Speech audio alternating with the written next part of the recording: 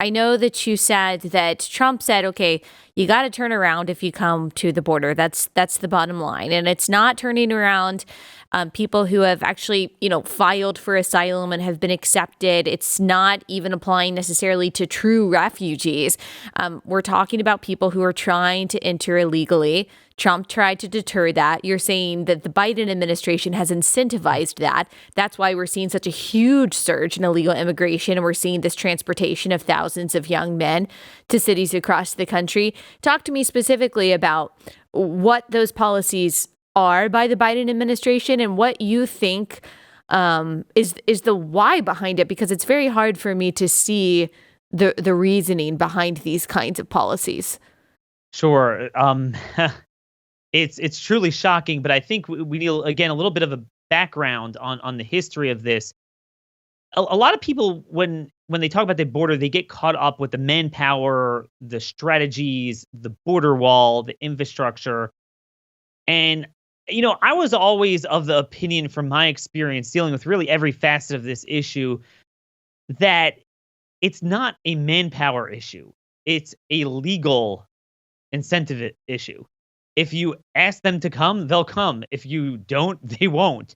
I once wrote an article, the best way to stop illegal immigration is by making illegal immigration illegal. Right. We don't, because, officially it is, but then wink and nod, we offer all these incentives and bring them in, and you have the whole court system and everything. And the reality is there's nothing natural about this. There's nothing, there's nothing specific going on now. There's no asylum. Right. Say what you want about the Northern Triangle, but it's a very homogenous area. You don't have a distinct ethnic, racial, political minority being persecuted by a majority, where you could disentangle a minority from the majority, like the Yazidis with the Sunni Muslims in northern Iraq. That's not what's going on.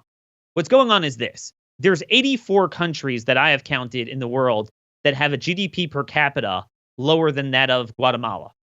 So if you telegraph the message that you could just come here, it doesn't take a genius to realize there's about 1 to 2 billion people in the world who would want to come here, and I can't blame them.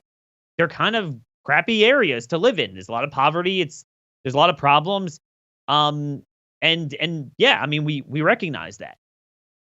But if you believe in that, you actually have a moral obligation to land boats and bring in 1 billion people from all those 84 countries that have a GDP at or lower that of Guatemala. And at least you cut out the middlemen. You cut out the cartels and the money they make and the human trafficking and the rapes Right. and all the problems that come on the way. If that's what you want to do, land boats.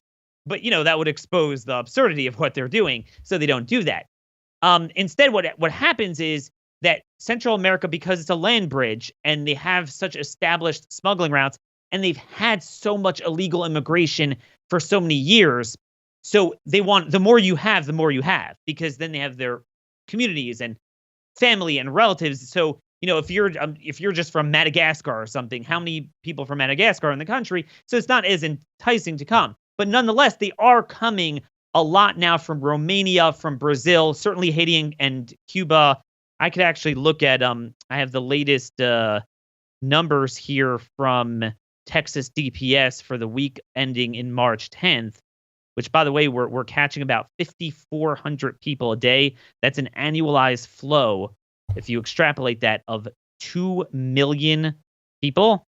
I see here we got Romania, we got Congo. Again, not as many numbers as the Central American countries. Venezuela is a big one. Ecuador, Brazil. The left is really yelping about the Brazilian variant of COVID. It's interesting. We do have a lot of Brazilians coming. Over 100 a week have been caught. So a lot of extra continentals as well. So that's important to recognize. This is not about, oh my gosh, the people A are being persecuted by people B at this time, this place. No, Right. It's general impoverished countries people will always come here if they can.